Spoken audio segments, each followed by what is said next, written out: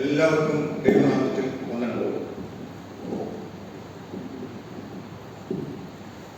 ഈ ക്രിസ്മസിൻ്റെ ആരാധനയിലേക്ക് ഒരിക്കൽ കൂടി എല്ലാവരെയും എംബ്രോസ് അസോസിയേഷൻ്റെ പേരിൽ ഞാൻ സ്വാഗതം ചെയ്യുന്നു. ചെയ്യുന്ന ജോലിയുടെ ഭാഗമായിട്ട് കുറേ കാലമായി ട്രെയിനിങ്ങിന് ക്ലാസ്സുകൾ എടുക്കുന്ന ഒരാളാണ് ഞാൻ. പക്ഷെ അങ്ങനെ ഇരിക്കുമ്പോഴും പ്രസംഗം പറയുക എന്ന് പറയുന്നത് അത് ബുദ്ധിമുട്ടുള്ള കാര്യമാണ്. ഒരു വല്ലാത്ത സമ്മർദ്ദം ഉണ്ടാക്കുന്ന, വല്ലാത്ത സംഘർഷം ഉണ്ടാക്കുന്ന, ഒരു പലപ്പോഴും ആത്മനിന്ദയോളം പോയി നിൽക്കുന്ന ഒരുതരം ഒരു ബുദ്ധിമുട്ടുള്ള കാര്യമാണ് ഈ പ്രസംഗം പറയുക എന്ന് പറയുന്നത്. പ്രത്യേകിച്ച് ഒരു ചെയ്ത് ശീലമില്ലാത്ത എന്നെ പോലൊരാൾക്ക്. എന്നിരുന്നാലും ഒരെങ്കിൽ പറയുന്നത് ബൈബിളിൽ നിന്നാകുന്നതുകൊണ്ടും പള്ളിയിലായതുകൊണ്ടും കേൾക്കുന്ന നിങ്ങളെല്ലാം എന്നെക്കാളും ഈ വിഷയത്തിൽ അറിവും പാണ്ഡിത്യവും ഉള്ളവരായതുകൊണ്ടും എൻ്റെ ചുമതല കുറച്ചുകൂടി അത് സങ്കീർണമാക്കുകയാണ്. ഓരെങ്കിൽ ബിഷപ്പ് തിരുമേനിക്കിന്നിവിടെ ഉണ്ട്, അദ്ദേഹത്തിന് മുൻപിൽ പ്രസംഗിക്കുക എന്ന് പറയുന്നത് വീണ്ടും എൻ്റെ ചുമതല കുറെ കൂടി സങ്കീർണമാക്കുന്നു. ശരിക്കും പറഞ്ഞാൽ എൻ്റെ കൈ കാലത്ത് വരയ്ക്കുന്നത് ഈ ഓഡിയത്തിൻ്റെ ഇവിടെ നിൽക്കുന്നതുകൊണ്ട് നിങ്ങൾ കാണുന്നില്ല എന്നേ ഉള്ളൂ. ഓരെങ്കിൽ ഒരു പരിധി വരെയും ഇതൊക്കെ ഈ വിറയിൽ ഒരു പരിധി വരെ സമൃദ്ധമായിട്ട് മറച്ചു പിടിക്കാൻ എനിക്ക് സാധിക്കുന്നത് കൊണ്ട് നിങ്ങൾക്കത് മനസ്സിലാകുന്നില്ല എന്നേ ഉള്ളൂ. എന്നിരുന്നാലും നമ്മുടെ ജോൺസൺ സാർ വളരെ നിർബന്ധിച്ച് പറഞ്ഞപ്പോൾ അദ്ദേഹത്തോട് പറ്റില്ല എന്ന് പറയാൻ സാധിക്കാത്തതുകൊണ്ട് മാത്രം ഞാനിവിടെ നിൽക്കുന്നു. അതർവൈസ് എനിക്ക് യാതൊരു കഴിവോ പരിചയ ഒന്നുമില്ലാത്തൊരു കാര്യമാണ് ഞാൻ ചെയ്യുന്നത്. ഓക്കെ, ഇന്നത്തെ നമ്മുടെ ആരാധനയിലേക്ക് ഡയോസസായിട്ട് നമ്മൾ തിരഞ്ഞെടുത്തിരിക്കുന്ന വിഷയം ക്രിസ്തുമസ് ഒരു പുതിയ പ്രഭാതം എന്നാണ്. Christmas A new Don. പെട്ടെന്ന് ഈ വാക്ക് കേൾക്കുമ്പോൾ നമുക്ക് തോന്നുന്നത് വളരെ ലളിതമായ കാര്യമല്ലേ? പക്ഷെ ഇത് വളരെ ഗഹനമായ ഒരു വിഷയമാണ്. പല തലത്തിൽ പല തരത്തിൽ പല അർത്ഥത്തിൽ നമുക്ക് ഈ വിഷയത്തെ സമീപിക്കാം. ഓക്കെ, ഈ പ്രഭാതം എന്ന് പറയുമ്പോൾ എല്ലാ പ്രഭാതങ്ങളും, ക്രിസ്മസിന്റെ പ്രഭാതം മാത്രമല്ല, എല്ലാ പ്രഭാതങ്ങളും ഇരുട്ടിന്റെ ഒരു രാത്രിയെ തള്ളി നീക്കിക്കൊണ്ട്, ആലസ്യത്തിന്റെ ഒരു അവസ്ഥയെ മാറ്റിക്കൊണ്ട്, ഇരുട്ട് കൊണ്ടുവരുന്ന ഒരു ഭയത്തെ മാറ്റിക്കൊണ്ട് കടന്നു വരുന്നതാണ് എല്ലാ പ്രഭാതങ്ങളും. എല്ലാ ചരാചരങ്ങളും രാത്രിയുടെ സമയത്ത് ആലസ്യത്തിലാണ്. പ്രകൃതി എല്ലാം മൊത്തത്തിൽ അങ്ങനെയാണ്. പ്രഭാതം വരുന്നു, സകല ചരാചരങ്ങളും ജീവജാലങ്ങളും ഈ ആലസ്യത്തിൽ നിന്ന് എഴുന്നേൽക്കുന്ന അവരവരുടെ ദൈനംദിനമായ കാര്യങ്ങളിലേക്ക് കടന്നു പോകുന്നു. മനുഷ്യരുൾപ്പെടെ എല്ലാ കാര്യം തന്നെയാണ്. പക്ഷെ എന്താണ് ക്രിസ്മസിന്റെ പ്രഭാതത്തെ വ്യത്യസ്തമാക്കുന്നത്? ഇതറിയണമെങ്കിൽ ഈ ക്രിസ്മസിന്റെ അല്ലെങ്കിൽ തിരുജനനത്തിന്റെ രാഷ്ട്രീയ, സാമൂഹിക, ചരിത്രപരമായ ഒരു പശ്ചാത്തലം അറിയണം. ഓക്കെ, ഈ എന്താണ് ഇതിന്റെ ഒരു ചരിത്രപരമായ പശ്ചാത്തലം അല്ലെങ്കിൽ സാമൂഹികമായ പശ്ചാത്തലം എന്ന് നോക്കിയാൽ മത്തായിയുടെ സുവിശേഷത്തിൽ കാണുന്ന ഒരു കാര്യമുണ്ട്. അബ്രഹാം മുതൽ രണ്ടാമത്തെ അധ്യായമാണെന്നാണ് എൻ്റെ ഓർമ്മ. രണ്ടാമത്തെ അബ്രഹാമിന്റെ കാലം മുതൽ ദാവീദിന്റെ കാലം വരെ 14 തലമുറ. ദാവീദിന്റെ കാലം മുതൽ ബാബിലോൺ പ്രവാസം വരെ 14 തലമുറ. ബാബിലോൺ പ്രവാസം മുതൽ ക്രിസ്തു വരെ 14 തലമുറ എന്ന് പറഞ്ഞാൽ പ്രവാസത്തിന്റെ അവസ്ഥയിൽ ഇരിക്കുന്ന ഒരു കൂട്ടം ആളുകൾ, ഒരു ജനത, അവരുടെ മധ്യയാണ് ഈ ക്രിസ്തുമസിന്റെ പ്രഭാതം പൊട്ടിവിടുന്നത്.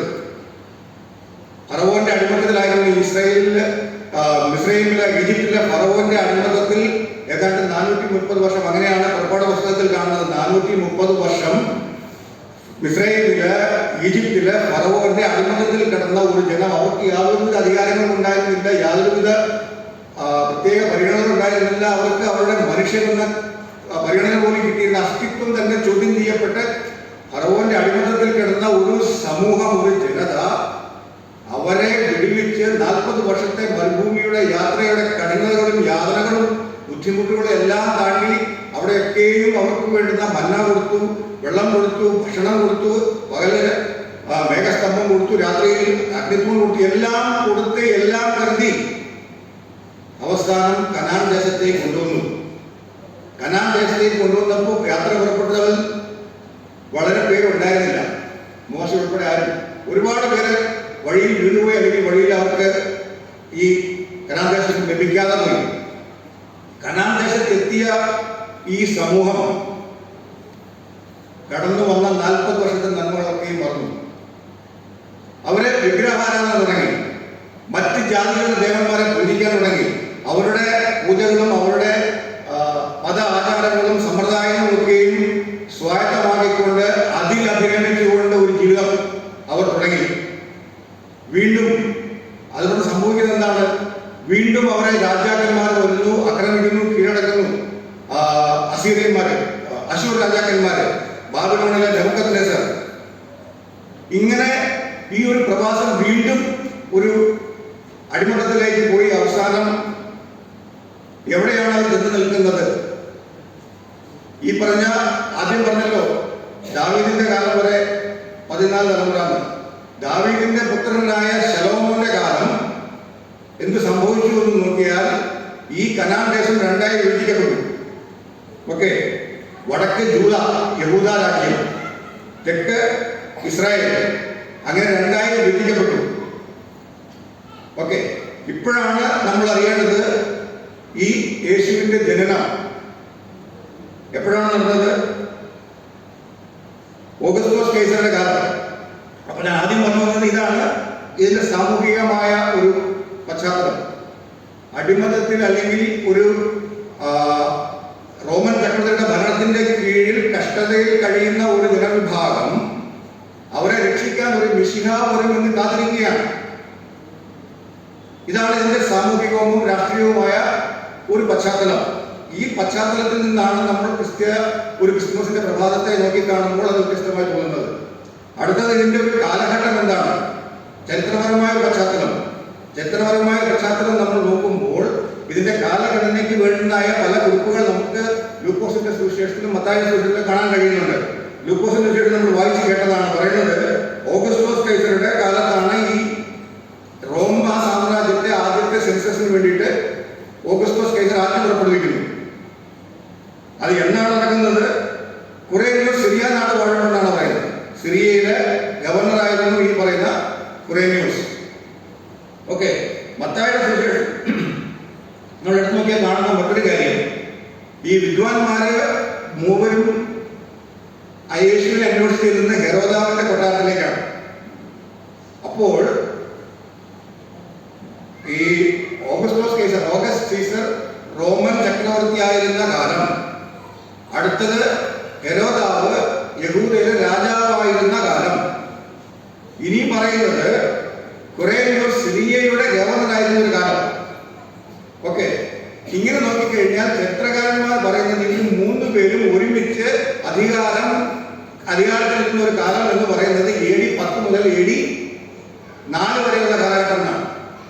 BC 10 മുതൽ BC 4 വരെയുള്ള കാലഘട്ടത്തിലാണ് ഈ 3 പേരും ഒരുമിച്ച് അധികാര സ്ഥാനങ്ങളിൽ ഇരുന്നത്. അടുത്തത് പറയുന്നു ഈ യോസേഫും മറിയയും കൂടെ അവരുടെ രാജ്യം വിട്ട് ബെത്ലഹേമിലേക്ക് പോകുന്നത് സെൻസസിന് കണക്കൊടുക്കാൻ വേണ്ടിയിട്ടാണ്.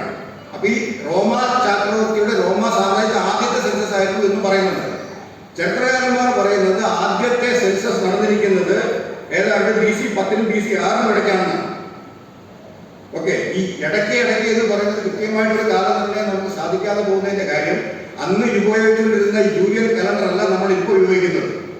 അപ്പൊ കാലഗണനയിൽ അന്ന് വന്ന കലണ്ടർ വന്ന മാറ്റവും കാലഗണനയിൽ അന്ന് അവർ ഉപയോഗിച്ചിരുന്ന ആ രീതിയും ഒക്കെ മാറ്റം വരുന്നതുകൊണ്ടാണ് കൃത്യമായിട്ടൊരു കാലം നമുക്ക് ഇല്ലാതെ പോകുന്നത്. കൃത്യമായി ഈ വർഷം എന്ന് പറയാൻ സാധിക്കാതെ പോകുന്നത്. അടുത്തത് പറയുന്നു അവന്റെ നക്ഷത്രം ഞങ്ങൾ കണ്ടു എന്ന് പറഞ്ഞുകൊണ്ടാണ് വിദ്വാൻമാർ വരുന്നത്. ഓക്കെ, ഈ ഭൗമശാസ്ത്രജ്ഞന്മാരും അസ്ട്രോണമിക്കൽ എക്സ്പേർട്സും ഒക്കെ അവരുടെ അസ്ട്രോളജേഴ്സും ഒക്കെ അവരുടെ ഒരു കാൽക്കുലേഷൻ വെച്ചിട്ട് അവർ പറയുന്നത് ഈ BC 4, 5, 6 ആ കാലഘട്ടത്തിൽ BC 5 ഒരു ധൂമകേതു, അതായത് വാൽ നക്ഷത്രം വന്നു എന്നാണ്. അപ്പൊ ഈ വാൽ നക്ഷത്രം ആയിരിക്കണം വിദ്വാൻമാര് ഈ രാജാവിന്റെ ജന്മത്തിന്റെ നക്ഷത്രമായിട്ട് കണ്ടത് എന്നാണ് പറയുന്നത്. അപ്പൊ അങ്ങനെ നോക്കിക്കഴിഞ്ഞാൽ ഏതാണ്ട് BC 5 4 ഈ ക്രിസ്തു ജനിച്ചിരിക്കാൻ സാധ്യത. ഇതാണ് ഇതിന്റെ ചരിത്രപരമായ ഒരു പശ്ചാത്തലം. ഓക്കെ, ഇനി എന്തുകൊണ്ടാണ് ഈ ക്രിസ്തുമസിന്റെ പ്രഭാതം വ്യത്യസ്തമാകുന്നത്, അല്ലെങ്കിൽ എന്തുകൊണ്ടാണ് ക്രിസ്തുമസ് ഒരു പുതിയ പ്രഭാതം ആകുന്നത്?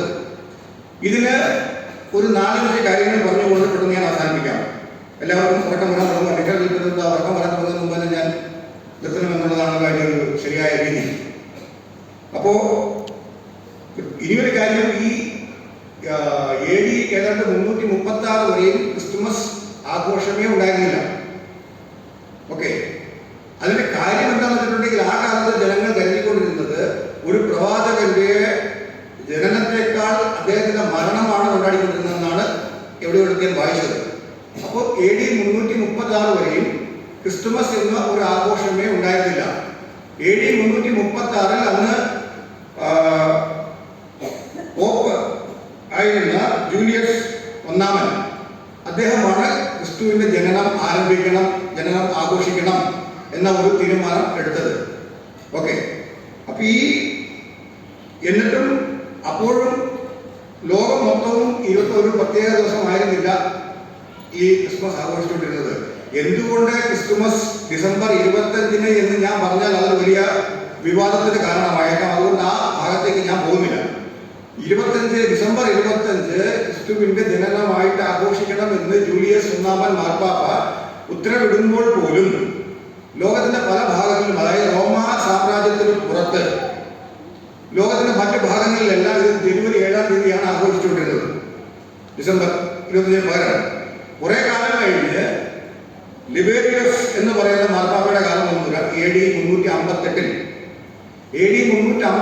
ലിബേരിയസ് മാർപ്പാപ്പയാണ് വേറൊരു വരയ്ക്ക്. അപ്പോഴേക്കും ക്രിസ്ത്യാനിറ്റി ലോകത്തിന്റെ പല ഭാഗങ്ങളിലേക്ക് പടർന്നു.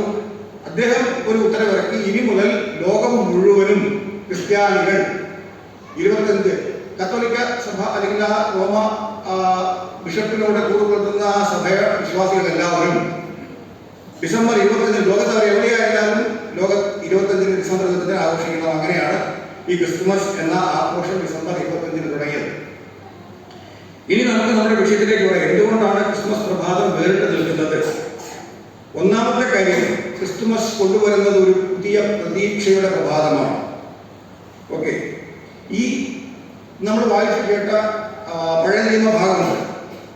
ഇരുട്ടിൽ നടന്നത് ഞാൻ വലിയൊരു വെളിച്ചം കണ്ടു. നമ്മൾക്കും എന്താണ് ഇത്രയും പ്രത്യേകത? ഇരുട്ടിൽ നടന്ന ജനം വലിയൊരു പ്രകാശം കാണുന്നു. ഇത് മനസ്സിലാക്കണമെങ്കിൽ ഈ ശീത രാജ്യങ്ങളിൽ, തണുപ്പ് വിന്റർ കാലുള്ള അധികമുള്ള രാജ്യങ്ങളിൽ പോയി അവിടെയാണ് ഇതിന്റെ കുറെ കൂടെ നമുക്ക് ഈസിയായിട്ട് മനസ്സിലാക്കാൻ കഴിയുന്നത്. വിന്ററിന്റെ കാലമുണ്ട്, തണുപ്പ് കാലമുണ്ട്. തണുപ്പ് കാലത്ത് മഞ്ഞും ഒക്കെയായിട്ട് ആളുകൾ ഇങ്ങനെ പ്രഭാതത്തിൽ എവിടെയെങ്കിലും സൂര്യനെ ഉദിച്ചു കാണാൻ കൊതിയോടെ കാത്തിരിക്കുന്ന ഒരു രീതിയുണ്ട്, ഒരവസ്ഥയുണ്ട്. ആ അവസ്ഥയിൽ നമ്മൾ ചിന്തിക്കുമ്പോഴാണ് ഈ പറയുന്ന ഇരുട്ടിൽ നടന്ന ജനം വലിയൊരു വെളിച്ചം കണ്ടു എന്ന് പറയുമ്പോൾ ആ വെളിച്ചത്തിന്റെ പ്രാധാന്യം എന്തായിരുന്നു നമുക്ക് മനസ്സിലാക്കാൻ സാധിക്കുന്നത്. പിന്നത്തെ ക്രിസ്തുവിന്റെ ജനനത്തിന്റെ മറ്റൊരു പ്രത്യേകത, കാലഘട്ടത്തെ ഇത് രണ്ടായിട്ട് തിരിച്ചു. അതിന് മുമ്പുണ്ടായിരുന്നത് BC ബിഫോർ ക്രൈസ്റ്റ്, അത് കഴിഞ്ഞ് പിന്നെ AD. കാലഘട്ടത്തെ രണ്ടായിട്ട് തിരിച്ചു. ബൈബിളിനെ പുതിയ നിയമവും പഴയ നിയമവും എന്നുള്ള അവസ്ഥയിലേക്ക് കൊണ്ടുവന്നത് ഈ തിരുജനനത്തിന്റെ ഘട്ടത്തിൽ നിന്നാണ്. പിന്നീടുണ്ടായത് ഏറ്റവും വലിയ ഒരു മാറ്റം, ഒരു പ്രതീക്ഷയുടെ അവസ്ഥ ലോകത്തിലേക്ക് കൊണ്ടുവന്നത് പഴയ നിയമത്തിലെ ന്യായപ്രമാണത്തിന്റെ കെട്ടുപാടുകളിൽ നിന്ന് പുതിയ നിയമത്തിലെ സ്നേഹപ്രമാണത്തിലേക്ക് കൊണ്ടുവന്നു ഈ യഹൂദന്മാരെ. പഴയ നിയമകാലത്ത് യഹൂദരുടെ സിവിൽ ലോ എന്ന് പറയുന്ന ന്യായപ്രമാണമാണ്. എല്ലാത്തിനും അവർക്ക് ന്യായപ്രമാണത്തിന്റെ ഒരു ചട്ടക്കൂടുണ്ട്. ആ ചട്ടക്കൂടിനകത്ത് നിന്നുകൊണ്ടേ അവർ പ്രവർത്തിക്കാൻ കഴിയുള്ളൂ. ഈ നിയമം തെറ്റിച്ചാൽ, ന്യായപ്രമാണത്തിന് പുറത്തേക്ക്, ന്യായപ്രമാണത്തിന് വിരുദ്ധമായിട്ട് ആരെങ്കിലും എന്തെങ്കിലും ചെയ്താൽ പിന്നെ നടക്കുന്നത് വലിയ കഠിനമായ ശിക്ഷാവിധികളാണ് വിധിച്ചിരുന്നത്. ഇതിൽ നിന്നൊക്കെ മാറിയിട്ട് പുതിയ സ്നേഹപ്രമാണത്തിന്റെ അവസ്ഥയിലേക്ക് കൊണ്ടുവന്ന ഒരു പ്രഭാതമാണ് ഈ ക്രിസ്മസിന്റെ പ്രഭാതം. എന്താണ് സ്നേഹപ്രമാണം? നമ്മൾ മത്തായിയുടെ സുവിശേഷം 37:40 നിന്റെ ദൈവമായ കർത്താവിനെ പൂർണ്ണ ഹൃദയത്തോടും പൂർണ്ണാത്മാവോടും പൂർണ്ണ മനസ്സോടും കൂടെ സ്നേഹിക്കണം. ഇതാണ് ഒന്നാമത്തെയും ഏറ്റവും വലിയ കൽപ്പന. ഓക്കെ, ഒന്നാമത്തേതും ഏറ്റവും വലുതുമായ കൽപ്പന. രണ്ടാമത്തേത് അതിനോട് സമം. എന്താണത്? നിന്റെ കൂട്ടുകാരനെ നിന്നെ പോലെ സ്നേഹിക്കണം. അപ്പൊ ചുരുക്കി പറഞ്ഞാൽ ന്യായപ്രമാണത്തിന്റെ കഠിനമായ ഒരു ചട്ടക്കൂട്ടിന് പ്രാവർത്തികമാക്കാൻ ബുദ്ധിമുട്ടുണ്ടായിരുന്ന ഒരു കാലത്ത് നിന്നുകൊണ്ട് സ്നേഹപ്രമാണത്തിന്റെ അവസ്ഥയിലേക്ക് സ്നേഹമാണ് എല്ലാം. ദൈവത്തെ സ്നേഹിക്കുക, നിന്റെ കൂട്ടുകാരനെ സ്നേഹിക്കുക. ഈ രണ്ട് കാര്യങ്ങൾ അടുത്തതാണ്. അതിന്റെ അടുത്ത ലൈനിലാണ് ഈ ക്രിസ്മസ് പ്രഭാതത്തിന്റെ പ്രത്യാശയുടെ തീവ്രത അല്ലെങ്കിൽ അതിന്റെ ഏറ്റവും കൂടുതൽ വലിയ മഹത്വം മനസ്സിലാവുന്നത് ഈ പറയുന്ന മത്തായി സുവിശേഷത്തിലെ അടുത്ത വരിയാണ്. ഇതിൽ ഈ രണ്ട് കൽപ്പനകളിൽ സകല ന്യായപ്രമാണവും പ്രവാചകന്മാരും അടങ്ങിയിരിക്കുന്നതാണ്. സകല ന്യായപ്രമാണവും അടങ്ങിയിരിക്കുന്നു, പ്രവാചകന്മാരും അടങ്ങിയിട്ടുണ്ട്. ഇതിൽ ഈ പറഞ്ഞ രണ്ട് കൽപ്പനകളിൽ ഈ ഒരു അവസ്ഥയിലേക്ക് മനുഷ്യനെ കൂട്ടിക്കൊണ്ടു വന്നത് ഈ ക്രിസ്മസിന്റെ പ്രഭാതമാണ്. ഓക്കെ, പെട്ടെന്ന് പറഞ്ഞു പോകാം, അല്ലെങ്കിൽ സമയം ഒരുപാടാവും, എല്ലാം പറയാൻ തോന്നും, പിന്നെ എനിക്ക് ബുദ്ധിമുട്ടാകും എത്താൻ പറയുന്നത്. അതുകൊണ്ട് പെട്ടെന്ന് പറഞ്ഞു. അടുത്തത് ദൈവത്തിന്റെ മഹിമ മനുഷ്യന് പ്രത്യക്ഷമായ പ്രഭാതമാണ് ക്രിസ്മസിന്റെ പ്രഭാതം. Glory of God. ഓക്കെ, നമ്മൾ വായിച്ചല്ലോ എന്ന വചനത്തിൽ വചനം ജഡമായി. ഓക്കെ, ദൈവപുത്രൻ മനുഷ്യനായിട്ട് ജനിച്ചു. ഈ പ്രവാസത്തിന്റെ കാലത്ത് ഇരുന്നുകൊണ്ട് മനസ്സിലാക്കുന്നത് ഞാൻ പറഞ്ഞല്ലോ, റോമാ സാമ്രാജ്യത്തിന്റെ കീഴിൽ ഇങ്ങനെ വളരെ കഷ്ടപ്പെട്ട് കഴിഞ്ഞിരുന്ന ഒരു ജനവിഭാഗം അവരെ കാത്തിരുന്നത് ഒരു പൊളിറ്റിക്കലി അല്ലെങ്കിൽ രാഷ്ട്രീയപരമായി ഇവരെ വഴി നിർത്താൻ പറ്റുന്ന രാഷ്ട്രീയ സ്വഭാവമുള്ള പൊളിറ്റിക്കലായിട്ടൊരു വലിയ നേതാവിനെയാണ്. പക്ഷെ അങ്ങനെയല്ല സംഭവിച്ചത്. ദൈവപുത്രൻ മനുഷ്യനായിട്ട് അവതരിച്ചു. ഇത് ആ കാലത്തെ റോമൻ ചിന്തകൾക്ക് അല്ലെങ്കിൽ യഹൂദ അവരുടെ വിശ്വാസങ്ങൾക്ക് അവരുടെ ചിന്തകൾക്ക് അവർ മനസ്സിലാക്കിയ ദൈവ രൂപത്തിനും ദൈവഭാവത്തിനൊക്കെയും വളരെ അപ്പുറത്തായിരുന്നു. അവർക്ക് ഒരിക്കലും ഇത് അംഗീകരിക്കാൻ കഴിഞ്ഞിരുന്നില്ല. മനുഷ്യനായിട്ട് ദൈവം അവതരിക്കുമോ? ഇന്നും പലരും അംഗീകരിക്കുന്നില്ല. മനുഷ്യൻ ദൈവപുത്രനായിട്ട് ദൈവപുത്രൻ മനുഷ്യനായിട്ട് ജനിച്ചു എന്നുള്ള ആ ഒരു സത്യം ഇന്നും പലരും അംഗീകരിക്കുന്നില്ല എന്നുള്ളതാണ് കാര്യം. അങ്ങനെ ഒരു ദൈവസങ്കല്പം അവർക്കുണ്ടായിരുന്നില്ല. ഒരിക്കലും മനുഷ്യനായി പിറക്കാൻ ദൈവത്തിന് കഴിയില്ല എന്നുള്ളതായിരുന്നു അവരുടെ ഏറ്റവും വലിയ ഒരു അടിയുറച്ച ഒരു വിശ്വാസം. അടുത്തത് ദൈവപുത്രൻ ജനിക്കുന്നത് എവിടെയാണ്? ബത്ലഹേം നഗരത്തിലാണ്. എന്താണ് ഈ ബത്ലഹേം എന്ന വാക്കിനർത്ഥം? അപ്പത്തിന്റെ നഗരം. Okay, the bread of home of bread അല്ലെങ്കിൽ സിറ്റി ഓഫ് ബ്രെഡ്. ഇതാണ് ബത്ലഹേം നഗരത്തിലാണ് യേശു ജനിക്കുന്നത്. അപ്പത്തിന്റെ നഗരം. ഓക്കെ, ഈ അപ്പത്തിന്റെ നഗരത്തിൽ ജനിച്ചവൻ പിന്നീട് പറഞ്ഞു, ഇതാണ് പിന്നീട് ഈ അപ്പത്തിന്റെ നഗരത്തിൽ ജനിച്ചവൻ പറഞ്ഞത്, ഞാൻ ജീവന്റെ അപ്പമാകുന്നു. ഓക്കെ, ഞാൻ ജീവന്റെ അപ്പമാകുന്നു എന്ന് വർഷങ്ങൾ കഴിഞ്ഞ് പറഞ്ഞവന് ജനിക്കാൻ ബത്ലഹേം അല്ലാതെ വേറെ ഇടമേ ഉണ്ടായിരുന്നില്ല. അപ്പത്തിന്റെ നഗരമായ ബത്ലഹേം തന്നെയാണ് അതിന് ഏറ്റവും ഉചിതമായിട്ടുണ്ടായിരുന്നത്. അടുത്ത ഒരു പ്രഭാതത്തിൽ നമ്മൾ അടുത്ത വ്യത്യസ്തമായ പ്രഭാതമാക്കുന്നത് ശാന്തിയുടെ പ്രഭാതമാണ് ഇതെന്നുള്ളതാണ്. അത്യുന്നതങ്ങളിൽ ദൈവത്തിന് നമ്മൾ വായിച്ചു കേട്ടാണ്, അത്യുന്നതങ്ങൾ ദൈവത്തിന് മഹത്വവും ഭൂമിയിൽ ദൈവപ്രസാദമുള്ള മനുഷ്യർക്ക് സമാധാനം. സമാധാനം നൽകുന്ന ഒരു പ്രഭാതം, ദൈവികമായ സമാധാനം മനുഷ്യന് കൊണ്ടുവന്ന് കൊടുക്കുന്ന ഒരു സമാധാനമാണ്. എപ്പോഴൊക്കെയാണ് നമുക്ക് സമാധാനം പെട്ടെന്ന് നഷ്ടപ്പെട്ടു പോകുന്നറിയാം? ഒന്ന്, രോഗം വരുമ്പോഴാണ്. കോടിക്കണക്കിന് പൈസ കൊണ്ട് കയ്യിൽ മാറാത്ത രോഗം പിടിപെട്ടാൽ നമുക്ക് സമാധാനം പോകും.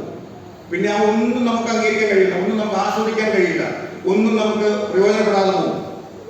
അശാന്തി ഉണ്ടാകുന്നത് ഏറ്റവും വലിയ കാര്യം രോഗമാണ്. ക്രിസ്തുവിന്റെ മിറാക്കിൾസ്, അതിന്റെ അത്ഭുത പ്രവൃത്തികളുണ്ട്. യേശുക്രിസ്തു ചെയ്ത അത്ഭുത പ്രവൃത്തികൾ എടുത്ത് നോക്കുക. അധികവും രോഗശാന്തിയുടെ പ്രവർത്തനങ്ങളാണ്. ഹീലിംഗ്, രോഗശാന്തി കൊടുക്കുക, കുരുടന് കാഴ്ച, മുടന്തന് എഴുന്നേറ്റ് നടക്കാനുള്ള കഴിവ്. അങ്ങനെ അധികം അത്ഭുത പ്രവൃത്തികളും യേശു ചെയ്തത് ഈ രോഗശാന്തി എന്നുള്ള ആ ഒരു നിലയ്ക്കാണ്. സമാധാനത്തിന്റെ അവസ്ഥ. ഏറ്റവും കൂടുതൽ മനുഷ്യനെ ഭയപ്പെടുന്ന രോഗങ്ങളാണ്. 2 കൊല്ലം നമ്മൾ കോവിഡ് കാരണം ഒരു പണിയും ചെയ്യാതെ വീട്ടിലിരുന്ന് നാളെ ജീവിക്കുമോ നാളെ ജീവനോടെ കാണുമോ എന്ന ഭയത്തിൽ ഇരുന്നപ്പോൾ ഒന്നും നമ്മുടെ പണമോ നമ്മുടെ പദവികളോ നമ്മുടെ മറ്റെന്തെങ്കിലുമോ നമ്മളെ സഹായിക്കാൻ എത്തിയില്ല. രോഗശാന്തിയുടെ അവസ്ഥ, അശാന്തി ഉണ്ടാക്കുന്നത് രോഗങ്ങളാണ്. ഈ രോഗശാന്തിയുടെ അവസ്ഥയിലേക്ക്, രോഗശാന്തിയാണ് ക്രിസ്തുവിൻ്റെ ഈ ലോക ജീവിതത്തിൽ നടത്തിയ പരമാവധി അത്ഭുത പ്രവൃത്തികളുടെ ഫലമുണ്ടായത് ഈ രോഗശാന്തി നൽകുക എന്നുള്ളതാണ്. വീണ്ടും നമ്മൾ ഈ ഇപ്പോഴത്തെ കാലഘട്ടത്തിലേക്ക് വരുമ്പോൾ സാങ്കേതിക വിദ്യ വളരെയധികം വളരുകയാണ്. പഴയ കാലത്ത് സാങ്കേതിക വിദ്യകളല്ല ഇന്ന്. Artificial intelligence, generative intelligence, machine learning, ഇങ്ങനെ ഇന്റർനെറ്റ് ഓഫ് തിങ്സ്, ഇങ്ങനെ ഓരോ കാര്യങ്ങളിലേക്ക് മനുഷ്യൻ 5G എന്നുള്ള 6G ആവുന്നു, 6G 7G ആവുന്നു. നമ്മുടെ കൈപ്പിടി വിട്ട് ഇന്നത്തെ സാങ്കേതിക വിദ്യ വളരുകയാണ്. ഈ ആർട്ടിഫിഷ്യൽ ഇന്റലിജൻസിനൊക്കെ ഒരു കാലത്ത് കൊണ്ടുവരികയും ഒരു കാലത്ത് അതിനെ ഒരുപാട് പ്രോത്സാഹിപ്പിക്കുകയും ചെയ്ത പല ആളുകൾ ഇന്നത് വേണ്ട എന്ന് പറയുന്ന അവസ്ഥയിലേക്ക് എത്തിയിട്ടുണ്ട്. മനുഷ്യന്റെ കൈപ്പിടി വിട്ട് ആ സാങ്കേതിക വിദ്യ പോകുന്നു. ഓക്കെ, അതേപോലെ മറ്റൊരു റിസർച്ച് നടക്കുന്ന, ഗവേഷണം നടക്കുന്ന മേഖലയാണ് ജീവൻ ഉണ്ടാക്കുക, കൃത്രിമമായിട്ട് ജീവൻ സൃഷ്ടിക്കുക. ഇതിലും ഒരു വളരെയേറെ മനുഷ്യന്റെ ഗവേഷണങ്ങൾ വളരെയേറെ മുന്നോട്ട് പോയി കഴിഞ്ഞു. ഇന്ന് യൂറോപ്പിലും അമേരിക്കയിലൊക്കെ പലരും മരിച്ചുപോയാൽ അവരുടെ പ്രിയപ്പെട്ടവരെ ലിക്വിഡ് നൈട്രജൻ ഇട്ട് വെക്കുകയാണ് പലരും ചെയ്യാൻ തുടങ്ങിയെന്നാണ് കേൾക്കുന്നത്. എന്തെങ്കിലും ഒരു കാലത്ത്, വളരെ വിദൂരമല്ലാത്ത ഒരു ഭാവിയിൽ, മനുഷ്യൻ മരിച്ചുപോയ ഒരു മനുഷ്യന് തിരികെ ജീവൻ കൊടുക്കാൻ കഴിയുന്ന ഒരു സാങ്കേതിക വിദ്യ കണ്ടുപിടിക്കും. കേടായിപ്പോയ ഒരു കാറോ കേടായിപ്പോയ ഒരു വാച്ചോ നന്നാക്കിയെടുക്കുന്ന ലാഘവത്തോടെ മരിച്ചുപോയ ഒരു മനുഷ്യനെ തിരികെ ജീവിതത്തിലേക്ക് കൊണ്ടുവരും എന്ന പ്രത്യാശയിൽ ഇന്ന് മൃതദേഹങ്ങൾ ലിക്വിഡ് നൈട്രജനും അതുപോലെ കാര്യങ്ങളിലിട്ട് സൂക്ഷിച്ചു വെക്കുന്ന ഒരവസ്ഥയിലേക്ക് കാര്യങ്ങൾ എത്തിയിരിക്കുന്നു. ഓക്കെ, ഒപ്പം കാണേണ്ട മറ്റൊരു കാര്യം, മനുഷ്യ ജീവിതങ്ങൾ അശാന്തിയുടെ ഗതിപ്പുറങ്ങളായി മാറുകയാണ്. പലയിടത്തും നമുക്ക് ശാന്തിയില്ലാതെ പോകുന്നു. ഈ യൂട്യൂബ് അല്ലെങ്കിൽ ലിങ്ക്ഡിൻ അതുപോലത്തെ സോഷ്യൽ മീഡിയ പ്ലാറ്റ്ഫോമുകൾ നോക്കുക. തൊഴിലെടുക്കുന്നവർ, ഈ കോർപ്പറേറ്റ് ലോകത്ത് ജീവിക്കുന്ന എന്നെ പോലുള്ളവർ, ഞങ്ങൾ അതിപ്പോഴും പറയുന്ന ഒരു കാര്യമാണ് വർക്ക് ലൈഫ് ബാലൻസ്. ജീവിതവും തൊഴിലും തമ്മിലുള്ള ഒരു ബാലൻസിങ്. ഓക്കെ, പലപ്പോഴും വർക്ക് ലൈഫ് ബാലൻസ് വലിയ പ്രശ്നമായി മാറുന്നു. ഈ അടുത്ത കാലത്ത് കണ്ട ഒരു വാട്സാപ്പ് മെസ്സേജ് ഏതാണ്ട് ഇങ്ങനെയാണ്: love at first sight, divorce at first fight. അശാന്തിയുടെ വ്യക്തിപുറങ്ങളിലാണ് മനുഷ്യർ.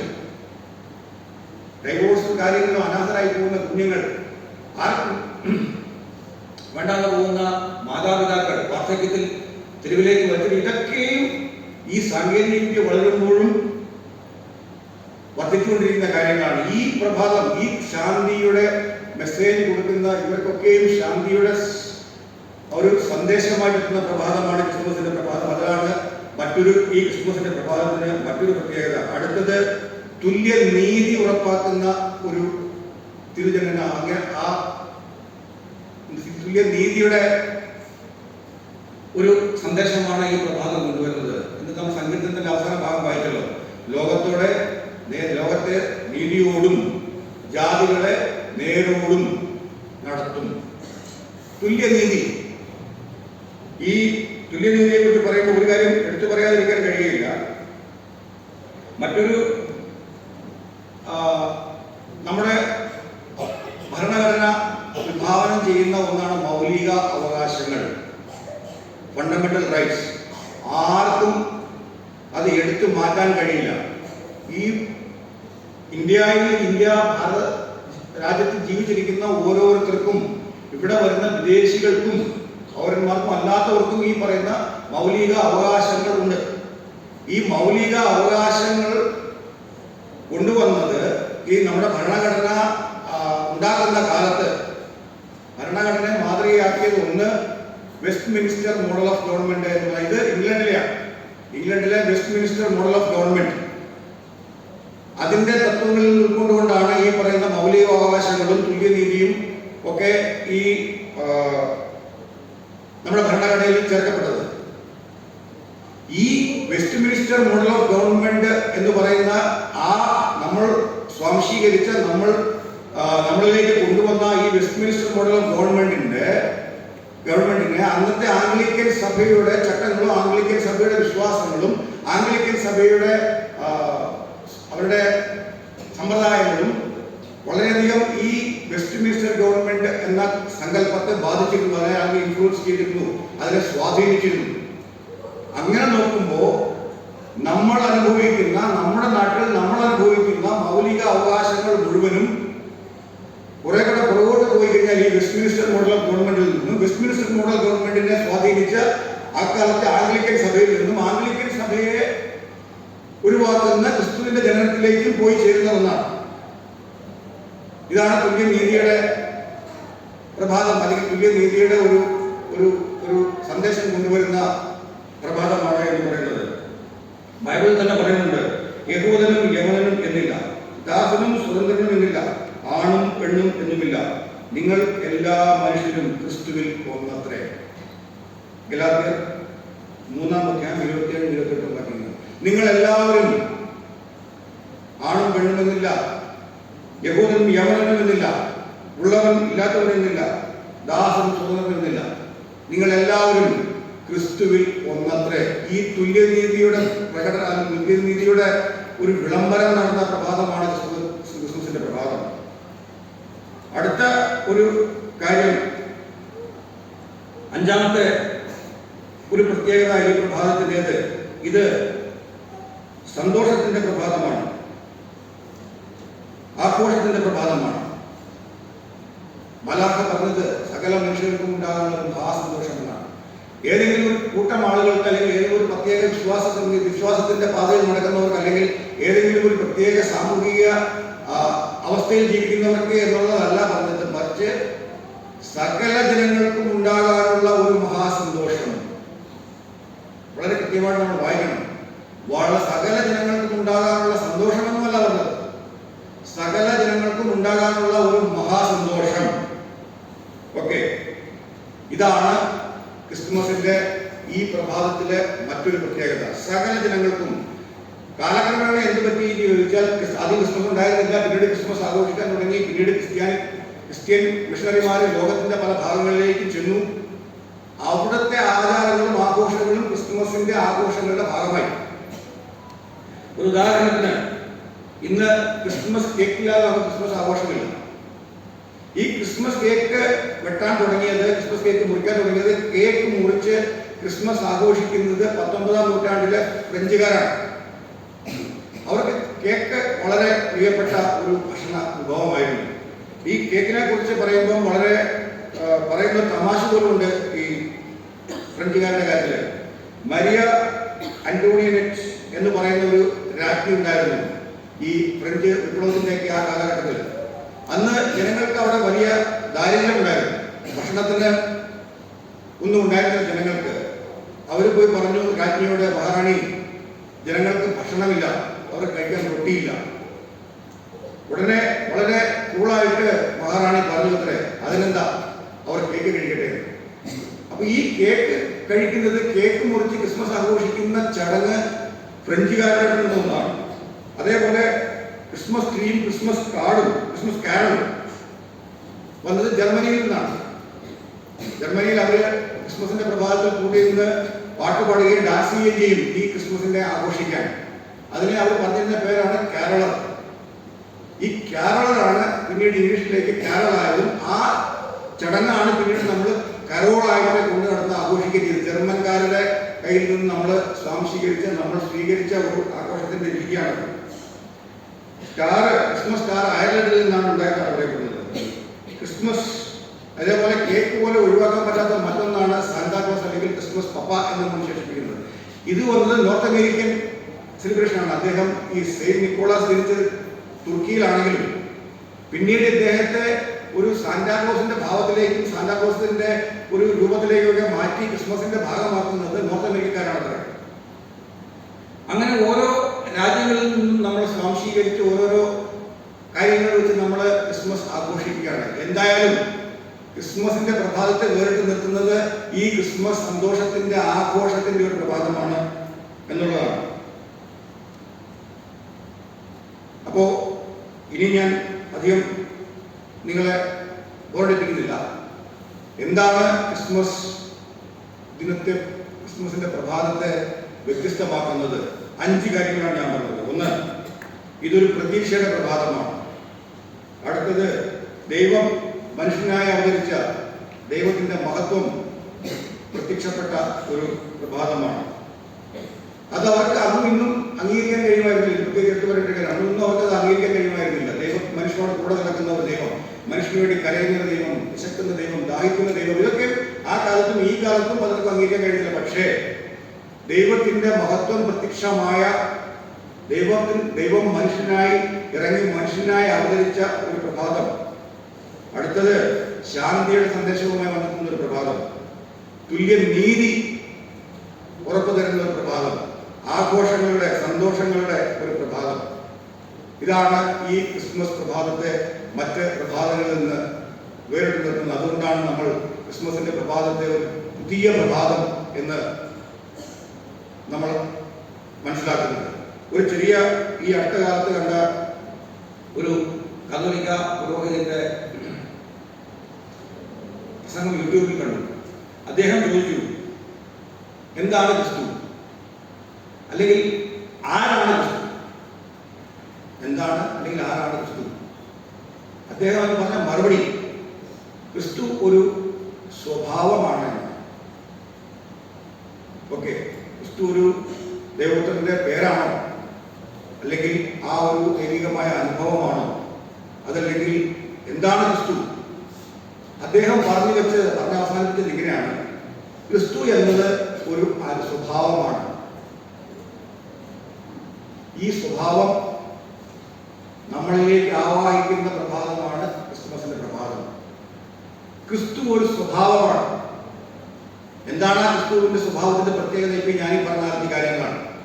പ്രതീക്ഷ നൽകുന്ന, സന്തോഷം പകരുന്ന, സമാധാനം നൽകുന്ന, എല്ലാവർക്കും തുല്യ നീതി ഉറപ്പാക്കുന്ന ഒരു സ്വഭാവം. അല്ലെങ്കിൽ ആ രീതിയിലേക്ക് നമ്മുടെ സ്വഭാവം ക്രിസ്തുവിനെ സ്വാംശീകരിച്ച് നമ്മളുടെ സ്വഭാവം ക്രിസ്തുവാക്കി മാറ്റാൻ നമുക്ക് നൽകപ്പെട്ടിരിക്കുന്ന ഒരു പ്രഭാതമാണ് ഈ ക്രിസ്മസിന്റെ പ്രഭാതം. അതാണ് ഈ ക്രിസ്മസിന്റെ പ്രഭാതത്തിൽ ഒരു പുതിയ പ്രഭാതം എന്ന് വിശേഷിപ്പിക്കാൻ കാരണം. അതിനു വേണ്ടിയിട്ട് ദൈവം നമ്മളെ എല്ലാവരെയും അനുഗ്രഹിക്കട്ടെ, സഹായിക്കട്ടെ. എല്ലാവർക്കും ഏറ്റവും അനുഗ്രഹകരമായ ഒരു ക്രിസ്മസും എല്ലാ ഐശ്വര്യങ്ങളും നിറഞ്ഞ ഒരു പുതുവർഷവും ആശംസിക്കുന്നു. ദൈവം നമ്മളെ എല്ലാവരെയും കൂടുതൽ അനുഗ്രഹിക്കട്ടെ. ആമേൻ.